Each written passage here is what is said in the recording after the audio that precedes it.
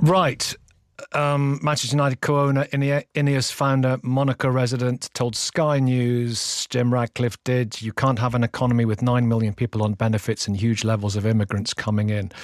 Let's just discuss that bit with Deven Ghelani, founder and chief executive of Policy in Practice, which helps people navigate the benefit system. Deven, good morning. Hi, good morning. Thanks for having me on. Um, just those comments in themselves, give us your take. I think they're ill-informed. I'll be kind of super candid. Not everyone knows a huge amount about how about the numbers in the country, about how the social security system works, and I think they are. It strikes me as very strange for an employer and owner of a football team to speak of people who come to this country, contribute, help to help. If we just take the broadest sense, help look after our kids, look after our family members, look after us in a way that kind of really makes them feel somewhat unwelcome. I'll be super candid. I'm one of them, by the way. I was born overseas and I grew up here from when I was a kid. So yeah, it doesn't feel particularly welcoming to me. I mean, the main political parties all seem to say too many people are on benefits. Yeah, well, firstly, I was listening to the section before, a lovely story about your mother, and I was listening to Ken as well. And I think the thing that Ken said that I think was the one thing that stood out was people coming over here to claim asylum on boats. That was the thing that kind of really seemed to resonate for him. And I think that is a genuinely political issue, but one that could be resolved if we allowed people to apply for asylum from overseas, judge their cases from over there. Like, it's a solvable problem, and then you can turn people away as they land. I mean, I think that feels like the real the issue that is pulling people more to really question the value of immigration into this country. But thinking about benefits, I mean, I do see some statistics thrown around, and I think it's striking. We talk about some new statistics that the DWP is releasing as the number of people from overseas who are on social security, and it's about 1 in 6. Now, if you look at the overall population of the UK, the proportion of people from overseas is about 1 in 6.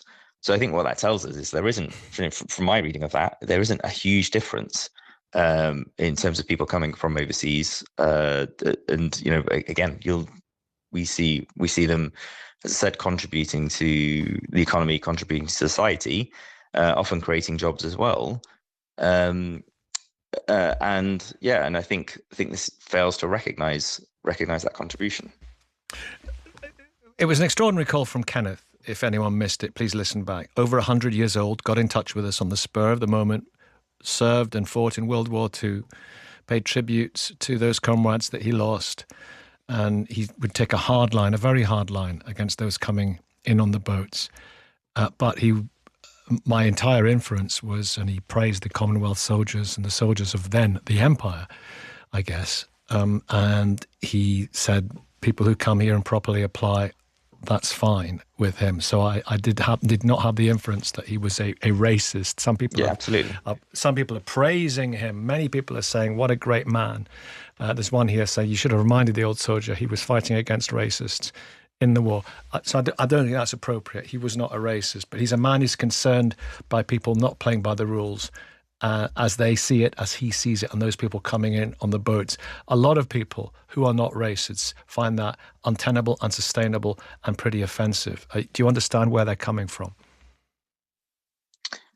I mean, like I say, I think the boats issue is the one that seems to resonate and pull people to question why that's happening, why we're allowing that to happen. And I think that's happening because we don't allow people to apply for asylum from overseas. So they find ways to get here. I think before we had the boats, we had there was kind of the lorries and other things, and there were some horrendous disasters related to people in that situation as well. So I think it's become a really resonant issue.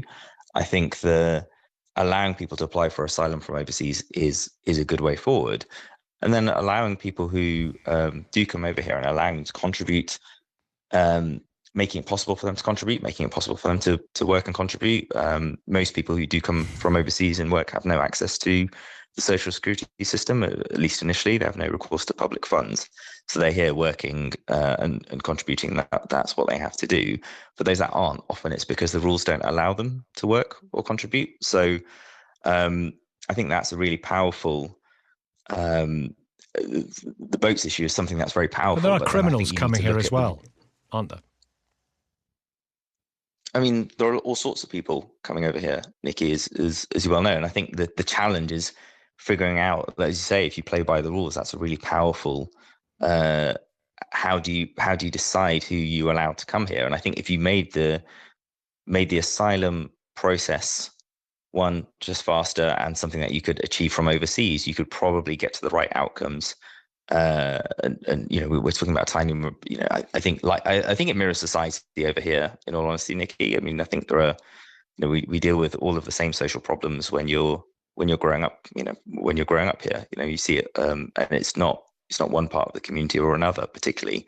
I think it's just the kind of mirror society when we look at the people who are coming over here. And if anything, I think you do tend to see. I think this is shown in the numbers as well. You do tend to see a positive contribution to the economy overall.